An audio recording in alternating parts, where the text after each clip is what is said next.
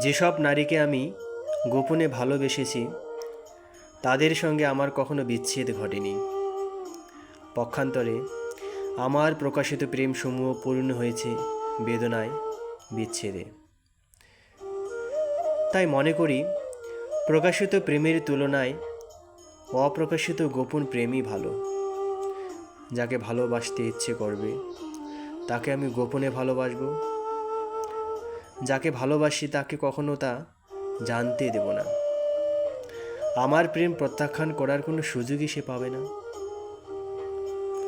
আমি তাকে ইচ্ছে মতো ভালোবাসবো, প্রাণ ভরে ভালোবাসবো, যতদিন খুশি, যতবার খুশি ভালোবাসবো।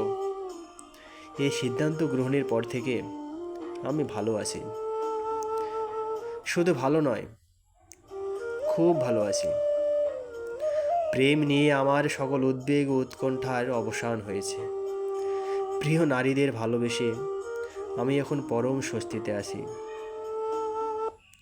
আমার আর কোনো ভয় নেই।